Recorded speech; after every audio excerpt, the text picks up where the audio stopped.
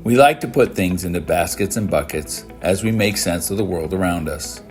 We build lists that help us find order, connection, or even joy. When we are asked to rank order our lists, we are challenged to make difficult choices. In the end, our lists become a reflection of who we are and what we value. We ask our guests to share a topic and a list with us. As we go through the list, we will certainly learn more about our guest, and we may even learn something about ourselves. This is No Ordinary List. Hi, and welcome to another edition of No Ordinary List. I am ecstatic to have one of my close friends here today with us. I welcome Kevin to No Ordinary List. How you doing, Kevin? I am doing fantastic. It's Thursday night, and it's almost the weekend, so a good excuse to get together and talk about our topic. Well, and I think this is a good topic. Kevin is my friend from Kentucky, and I've chosen him for a very special topic. What are we going to talk about today, Kevin? Well, we decided we're going to talk about my whiskey journey after moving to Kentucky, which has gone from bourbon to Scotch, and we can get into the details as we go. So you're going to get the whole realm here on No Ordinary List today. How long have you lived in Kentucky? My wife and I moved here in 2006, so be 20 years this year. So prior to moving to Kentucky, were you into any bourbons or whiskeys or anything at that point? Absolutely not. I grew up in Arizona, so to the extent we drank anything but beer, it was tequila, usually bad tequila. And I can remember thinking whiskey was terrible, probably because I had the bottom of the bottom shelves. And even when I moved here, it took a while to get beyond the, I don't really like that, it doesn't really smell good, and why can't we just have a good tequila? Well, and it's funny because I got invited to Chicago back maybe 2001-ish, and I was invited to a free, sponsored by the liquor industry. I was free liquor all night long, but beer you had to pay for. I like free, but I didn't like liquor at the time. So I think back to it now, and now a little bit more seasoned, I'd be like, wow, now what do I do? I'd have tried everything. So it kind of comes to you a little bit later in life, I think, for a lot of people to appreciate it. So, we always start the show talk about your. Go ahead. I was going to say, we're all older and wiser now. That's why we've moved on from beer and to bourbon and other things. Sometimes not as wise as I'd like to think I am, but we'll go with that. But I will say, one of the things we do at the early part of the show, we ask you to give us 3 things that define you. So what are 3 things that would define you, Kevin? Love of fantasy sports, which has got me to know you and other friends. Yeah, that's good. General enjoyment of enjoying time off. You know, not focus always on work or responsibilities, but enjoying, going to a movie, going to a whiskey bar, going to a fantasy football draft. Sure. And I guess the other thing that defines me is loving traveling, whether it's overseas or even in the States. The older I've gotten, the more I appreciate the opportunity to do all that. Well, the number 2 on my list with you was to talk travel. So that might come around and we'll work back to that because I'd like to compare notes with you on that. So we might do a double header on our favorite travel destinations. But today we're talking about whiskey. So without further ado, we're going to run down your top 10 list. And so part of the idea of this show is to not only talk about your 10, but talk about how you got there. So if you have reasons behind each of the things, please feel free to share that. But let's start with number 10. All right, so I'm going to break this up because I've put together groupings. I've got groupings of bourbon, I've got groupings of Irish whiskey, and I've got groupings of Scotch to discuss. But of those 3 groups, I would start number 10 with the bourbon that got me into bourbon, which led me to whiskey in general. Basil Hayden. It was the first bourbon I discovered that I liked both neat and with ginger ale or something that wasn't neat. It made me realize that I there are many things that I actually like about bourbon, right? Or at least want to try some more. Okay. So, are you mostly a neat drinker, or do you put any water or ice in it? What's your approach? So that's also going to be a journey because when I started, I wanted ice. And like I think the first time I had Basil Hayden was in some kind of ice cocktail or gin and or ginger ale and Basil Hayden. And now I almost never have ice in any of the whiskeys, with a couple of exceptions. So I've gone from needing it cold and I guess I don't want to say watered down, but weakened now to I'd prefer just to have it just straight and neat. Whether it's cold or hot outside, it doesn't matter. The Well, that's interesting. I think that's probably normal for folks too to have that kind of a change in the way they approach the spirits. I would say that. So, okay, so Basil Hayden at number 10. What do we got at number 9? Well, and I apologize for not having props for number 10, but for number 9, we're gonna go to the world of the middle world of Irish whiskey and American rye whiskey, Four Walls, which is the brand that the guys from Sunny in Philadelphia own. And I group it at 9 because it's one of the first Irish whiskeys or Irish whiskey blends I had. Same thing like Basil Hayden, I had it with a mixed drink or on ice. I can't remember exactly what. Okay. And it doesn't taste like anything else I've had because the Irish whiskey and the rye whiskey make a nice mix. I don't drink it a lot straight, but it's great in like a summer drink. That you want a whiskey, but you want something different than just like a straight bourbon. And it tastes and drinks much better than the price, which I was impressed by. Okay. And where is it made? So they bottle it in Ireland, so it's technically blended there, but I think they get their American rye somewhere from a Midwest distillery, ship it over there to Ireland, Okay. where they distill the Irish whiskey part, mix it, and then ship it back here to sell in the States. Okay. Very good. Well, that's an interesting choice. I'll have to look forward to trying that at some point. So, did the move to as your journey? Did the move to Irish whiskey, was that a recent move, or was that something several years ago? When did you make that change? So my last trip to Ireland was in March of 24. No, yes, I'm sorry, 25. And we were in Kilkenny near Cork, one of the last days of the trip. And I don't think I'd had any Irish whiskey on the trip because we had hit Guinness and a couple of breweries. So we sat down, and I forget what the name of the bar is. But in this town, every bar is registered with a whiskey guild. So it's a collection of bars are basically putting together flights, trying to promote Irish whiskeys. So I sat down and did a flight of Irish whiskey, one of which you'll see later as we get higher in the list. And that's kind of where the whiskey journey took a turn from Okay. just bourbon to Irish whiskey. And as we get farther into this, it's taken a turn where I kind of am all whiskey at this point. I mean, some beer, but Okay.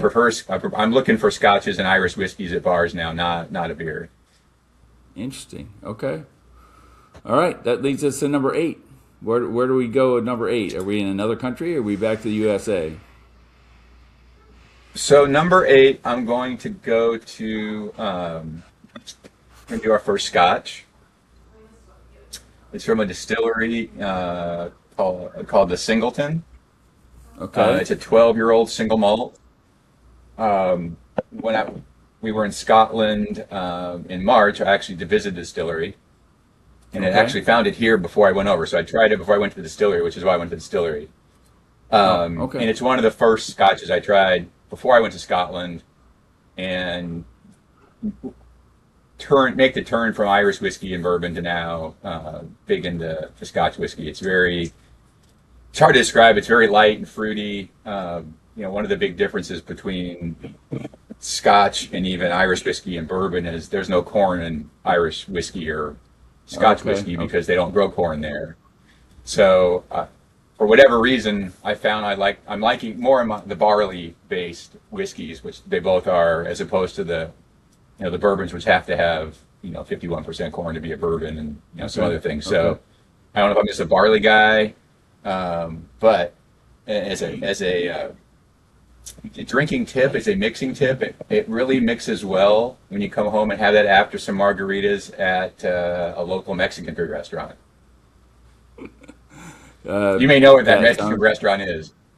that sounds delightful, and yes, it is a place where some people I know regularly attend. Well, that's an interesting approach. Is someone going to knock on your door from Kentucky and complain about the fact you're not doing the Kentucky bourbons? Are you going to get in trouble with the bourbon Um, police?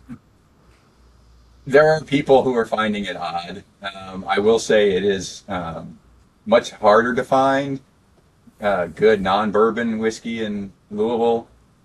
We do have one Scotch whiskey bar, primarily that specializes in Scotch and whiskey. They have bourbon too. Okay. That we started frequenting, and it's supposed to have the best Scotch selection in Kentucky, and I can believe it. It probably has 100 plus Scotches, some Irish whiskey, and a lot of bourbon too, and it's a good cocktail bar. So if I So let wouldn't me live in ask here, it'd you, be difficult to find. if you're so the other question I had about you talking about visiting these places, uh, friendly response? Like, did they enjoy? Like, did you have a great response as an American visiting these distilleries abroad? Yes, without without commenting on the state of affairs, I think especially the Scots looked at us a couple months ago as we looked at them. They're 800, 1,000 years of hating the English monarchy, and we kind of look at them like, yeah, that's too bad, but you're good people. Same thing. I think it was kind of like, now you kind of know how we felt for all these years, but you're good people, and you're not your government. And so yeah, we have had no issues traveling, frankly, at any time when we've been over, especially overseas, or even in Canada. 18 months ago, people people people seem to be good people, much like everyone said here for the World Cup that everyone was great to them. The Scots, in Boston, Right. and I think it was the Algerians who stayed in Lawrence, Kansas. I mean, all those people had great experiences, and lots of stories about how the Americans, the people, were very welcoming coming here for those events, and I've had the same experience overseas. Well, did you share with them that you come from Kentucky? Do they know what that means as far as bourbon and production in the United States? Did they have any awareness? I don't know if there was like this wink or some sort of handshake you had with them, said, we're cousins in the distillery. A lot of them did, especially when we visited distilleries or bottle shops or whatnot. Okay. One story, we went to a blender. So in Scotland, unlike bourbon, a lot of times they make blends. So it's multiple different types of Scotch that Okay. go into that Scotch. So imagine taking Jim Beam, Maker's Mark, Eagle Rare, and a couple others, and blending them all together like in test tubes and coming up with a concoction that tastes good. Okay. And so we went to one of these blenders that basically buy barrels and do things to them. In their gift shop, we were looking around, and they had blends, like multiple types of blends, the regular blends, the gold blends. So I had to ask the Oh, okay. lady, why do you sell this here? Is it popular? And she said yes and yes. And she told us a story that a few weeks before we'd been there, some group of guys from America had come over and were doing a tour that they put on. And then they looked on the gift shop and they found, I think they had like five bottles of blends or something like that. And they bought them all immediately and said, we can't find this here, and we can't find it here for what the price was. And the price was when you did the conversion under $100, which is hard to find even Oh, here in Kentucky for wow. that. So Okay. apparently, a week later, when they restocked, the same guy who I supposedly was still in Scotland came back with two suitcases and bought them out of, I think, the case of they had gotten, presumably to resell it here and make more money. But they all either knew bourbon the other thing everybody knew who even didn't wasn't related to whiskey was the Kentucky Derby. So Oh, okay. Yeah, there you go. That's good. Well, I always think it's cool when there's a recognition of people knowing yeah. something about that too. So that's cool. All right, let's jump back to the list. I think we're to number 7. All right. So for number 7, and you may feel this is too low on the list. However, we're going to go with the Eagle Rare Yeah, Kentucky Bourbon good choice. that I know you're familiar with. I believe we've shared a bottle, not the whole bottle, but from the bottle before. It's one of my 2 favorite bourbons when I want bourbon. Yep. It's also one of those that for years was hard to find, but now you can find much easier, even in places like New Orleans. If you happen to go there, I hear rumors that you can find that pretty easy there. So it it's to me it's very sweet. It's kind of to my palate. It never tastes alcohol-y or stringent. It's just a good solid and reasonably priced if you can get it bourbon. Well, we were at the Kevin and I both were at the Sazerac house together, and if you have a chance in New Orleans to go visit that, I highly recommend it. They do some sampling and they talk about the Sazerac, the drink, but it's also home to the beverage owner who also has these other brands, and so they actually sell them at a reasonable price. So that was really nice, and that was my first Eagle Rare, and quite frankly, still top of my list. Although Blanton's probably higher than that, but I haven't had it as much. So that's a good choice, Kevin. I like where you're going with this, and I like the mix of the different destinations. We're kind of building in a travel section into this thing, which combines 2 of our passions. Let's go to number 6. Absolutely. All right. So number 6 um, is going to be an odd choice and maybe one that your viewers are not familiar with. So this is a bottle of 12-year-old single malt Scotch whiskey from the Scotch Malt Whiskey Society. So I found this entity when we were getting ready to go to Scotland. So they are touted as the world's largest Scotch whiskey club. There's approximately 40,000 members, from what I understand, including a fair amount here, scattered all over the world. So what they do is they premise their whole shtick on they go around and buy single casks from various different Scottish distilleries. They have their own storage facility in Edinburgh, and then what they'll do is they also have bought other barrels, and they will, for example, they'll buy something that's aged for 6 years in a bourbon barrel. Then they'll switch out the liquid into and finish it in a different type of barrel. Oh, like a wine barrel. And then every month they have a tasting committee that gets together, and of all these hundreds of, maybe if not thousands barrels they have now, they pick, say 12, and release them to their members to buy. And you can buy them online. We don't get everything that's released overseas. We get a smaller selection, but there are some that are, call it USA exclusives. So they take the casks they choose and bottle that cask. And that's the only, because it's a unique cask and they're not mixing it with anything else. However many bottles come out of that cask is the amount of bottles that will ever be sold of that particular cask, of that particular vintage, of that particular taste. So, for example, they always give them funny little names. The interesting thing is they won't tell you what distillery the bottle's coming from or the cask is because they can't. But they have a numbering system, and you can find online pretty easily what the distillery is. So you get this label. It'll give you the cask number. This is one of only 225 bottles they bottled. They give them these funny names based upon the tasting notes. So this is called Fields and Flowers. And the tasting notes for this were deliciously fragrant dram conjures up midsummer feast at a holiday cabin with malty fruits and flowers.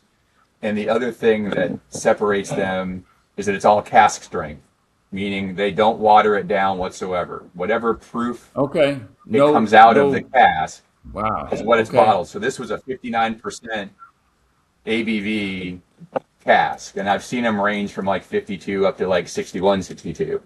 And you would think that the higher ABV would be more, more alcohol, more astringent, and they can be. But I've also found many of them I tried I don't taste much alcohol even in the high ABV. The other nice thing about these is that this is one where I will put a little water in just to taste. There is a huge difference if you put a little water in between it coming out of the cask and then putting a little water in to mix the flavors up. Right. So I joined the society because they also have 4 society bars, 3 in Scotland, 1 in London, that I hit each one when I was over there this time. And you go in and you're a member, and you basically have a menu. You can order all these various scotches. So this was the first one I ever bought. This is the first one I actually am finishing tonight. Cheers. And if you're interested in Scotch and get into it, it's just pretty unique. It's pretty reasonably priced to join. And it's all bottles that once you buy, pretty much once you buy it, it's gone, because you're never going to come back around and buy it again. They're not going to restock it. Everything is going to be unique because it's all single cask. So I put this at number 6 to talk about it, but also because of these that we're talking about, this one particular bottle is one of my favorites. So, are these available in the States, or they're only? They are. So, as a member, you have a there's a website both in the UK. There's also a US version. So you go into the website. I think they release them every first Tuesday of a month. They release. And then they also do kind of a second smaller release about 2 weeks later. And it's pretty easy to pay and ship. And again, I think you have to be a member, but I think the membership was like $99 for a year, and then it goes down, I think, the second year. Okay. So a great place rather than having to drive all over town and try to find scotches, which are difficult in Kentucky to do, outside of kind of the name brands and some others. It's an easy way to order something online and get something unique that you're not going to get anywhere else. That's cool. That's a really intriguing story, man. I'm glad you shared that with us, and I'd never heard of some things. And to say you're part of a Scotch society sounds really highfalutin, Kevin. I'm sorry. I might have to eventually call you sir or something before I say your name. So. Well, I don't know if you noticed, but before when I logged on under the Fighting Mix Spam name, M lower C capital S. So I like your Scottish roots showing, and it's Kevin and I have been rivals in our fantasy league for many years, and because we both have a fighting moniker before our team name, so there's been a little bit of a dispute, but we've managed to get through it. Let's go back to the bourbon list. Let's get to we're at number 5. We're starting the bottom half of the list. All right. So top 5, right? So we're going to go back to the Irish. God bless the Irish. And my favorite Irish whiskey, and it's I think one of the first ones I had. This was the one of those ones I tried at the place in Kilkenny. It's called Redbreast. It's 12 years old. It's single pot still. And I'm not going to be able to explain it as if I'm an expert, but pot still distilling is unique to Ireland. Only Irish distilleries and only certain ones do it. And it's an old tradition. It's based upon the size of the still, the shape of the still, whatever that does, and and the barley they use give it a very unique taste amongst a bunch of Irish whiskeys, but amongst all the others. So this is super smooth, super complex. Again, I brought a taster for at least this side of the conversation. And I actually, to tell my last Redbreast story, my employer had a holiday party in December and went to a place in Frankfort, Kentucky. And that place happened to have Redbreast. So while everyone else was drinking bourbon or beer, I had Redbreast for 3 hours of a holiday party, and it was delicious all the way through. It's just very light. I think last time you and I met, you may have had some either that or the Green Spot Irish whiskey I had, which is also really good. And it's I just a had the green unique spot taste for sure. you can't find anywhere else. Well, that's really great that you have that, and that's one that you brought back from Ireland. Yep. Okay, great. Well, it sounds like a great one, and it sounds like another reason I need to visit you to come try number 5. So let's go to number 4. Number 4. So I picked um, the first Scotch I think I tried over here when I got back to see if I really like Scotch whiskey, and it's from the island of Arran in Scotland. It's a Okay. 10-year-old single malt. Um, very very rich and citrusy. So one other thing about Scotch is you learn when you go over there is there's five distinct regions that distill in Scotland, all vary greatly because of the different water, the different barley. The Okay. ones near the coast and the way they age actually will be very coastal and salty almost. And Okay. then there the island of Islay that everyone thinks of as a lot of people think Scotch is always smoky and peaty. There's only one of Right. the five, and that's Islay, that make peated whiskey, even though it may be blended in other things. Um, Okay. I will say I'm not a big peated whiskey fan. I'm not a big smoky whiskey fan. But I do like this. It's on the coast, in what they still consider the Highlands, and it's almost like a Christmassy spice fruit, which is really Okay. good. Again, one thing I Okay. kind of have figured out that I like, or getting exposed to between the Scotches and the Irish whiskeys, they just have different tastes, different Okay. grains than the bourbons. Uh, I'd put that at number 4. Okay. The I think it's interesting you said that because I think my experience with Scotch was always the peaty threw me off, and when I tried the Scotch with you, when you would show me some of the stuff you like, it totally changed the palate. Like it's not what I'd experienced before.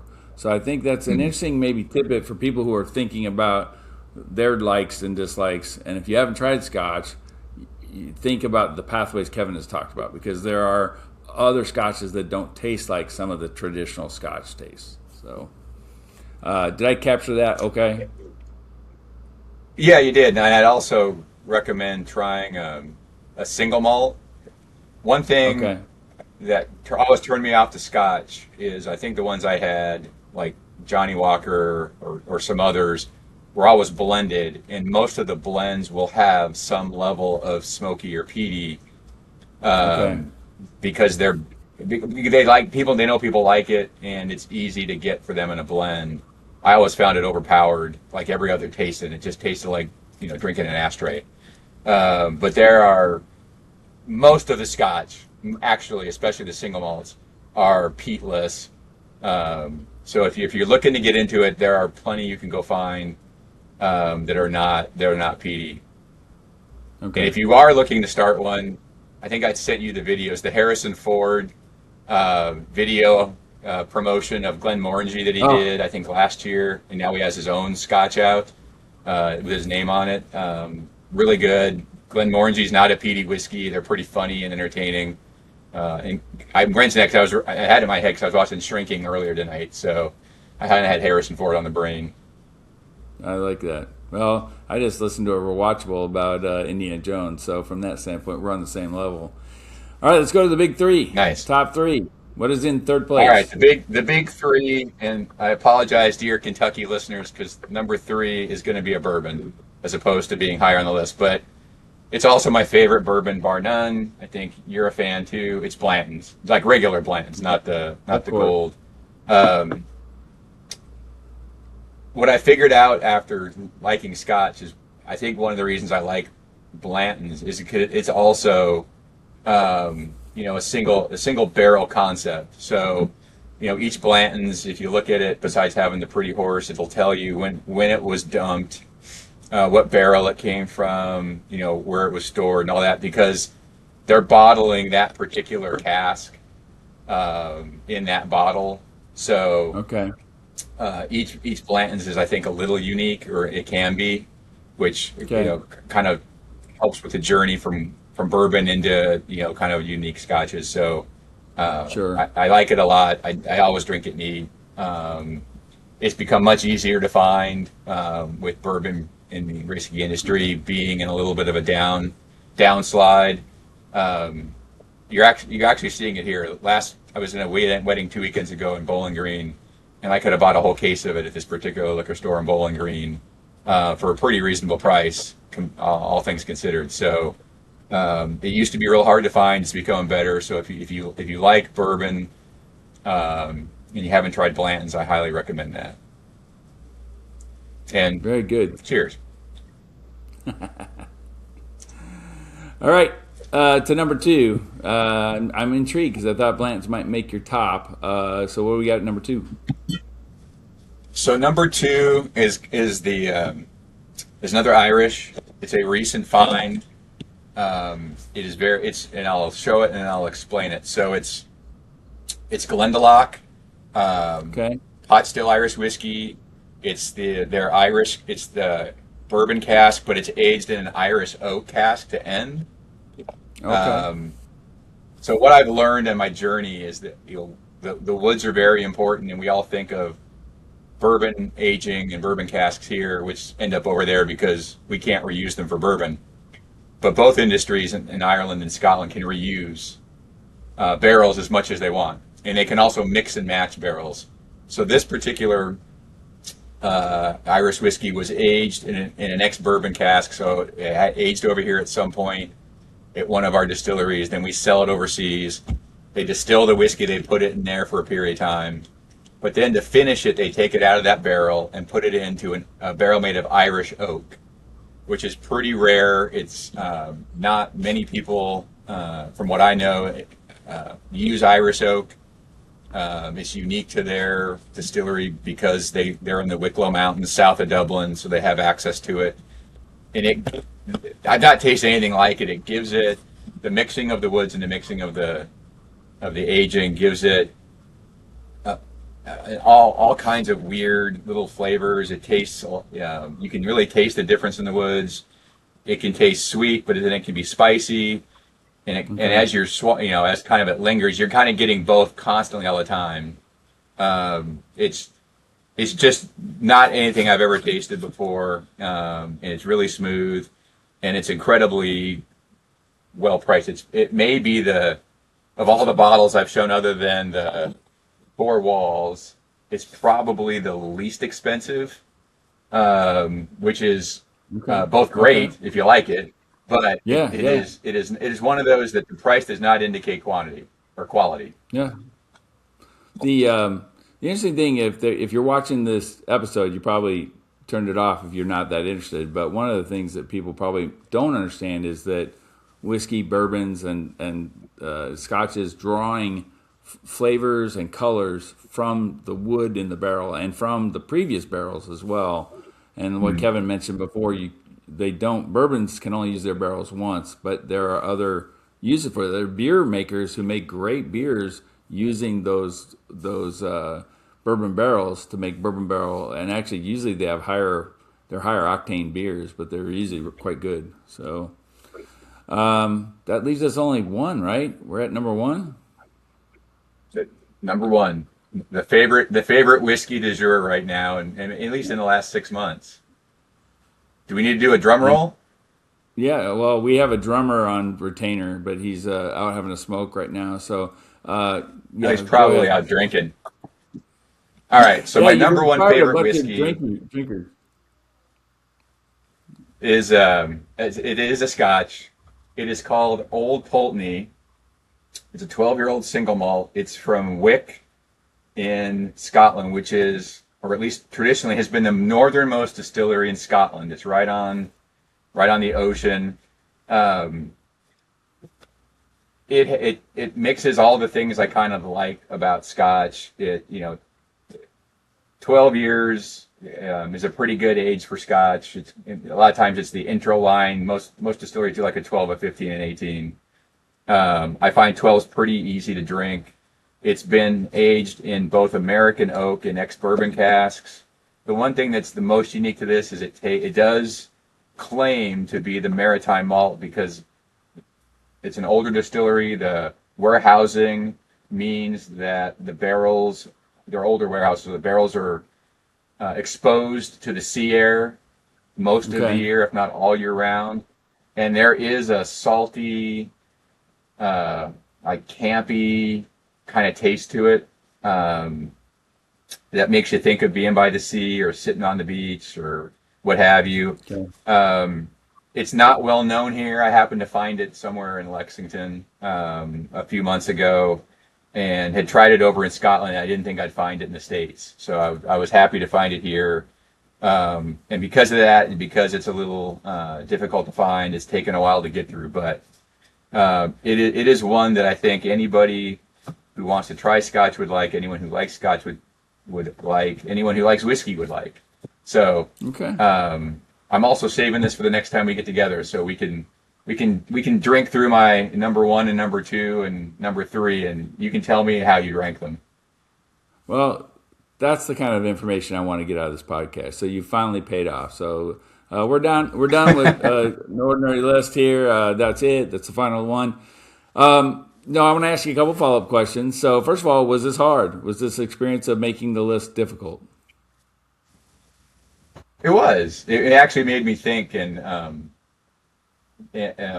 put some thought into what I've actually liked and enjoyed lately. So it was a good exercise, and especially since I haven't been drinking a lot of bourbons lately, maybe go back and think. The Blantons, the Basil and Hayden was one I kind of had to take some time to think through what I'd put as number three, and I thought it was appropriate given kind of the intro to whiskey, and every time I run into it, I do like it. Basil Hayden's made by, is it out of a bigger company or is it? Yeah, it's I believe it's a Beam product. Oh, okay. Don't quote Yeah, me I on think that. you're right. Don't come for me on don't come for me on the comments. That, no need to comment. We'll check. We'll fact check this with our team working behind us. They'll figure it out.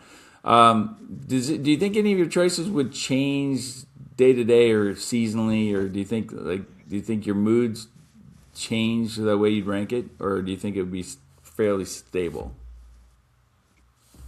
I think it would certainly change. If I kind of tried doing a favorites, but also tried to do some variety and bring in things Yeah. that, for example, like the Four Walls, where I'm more likely to drink that in the summer, where it's warmer, and I know I'm going to want something cold and over ice, or Basil There you Hayden go. for that matter. So that was part of the goal, was not just to find all the things I enjoy right now, or I'm only into this time of year. Well, I think that makes sense, and I think winter drinks versus summer drinks, and I can see that. But that's what's cool about developing your palate and figuring out things that you want to that you can draw from. So very good. Well, Kevin, this has been excellent. So thank you for the tutorial, and appreciate your fondness of this beverage. And I look forward to our meet and greet where we can actually look at it together. So. Thank you for being a guest on No Ordinary List, and we'll see you next time on No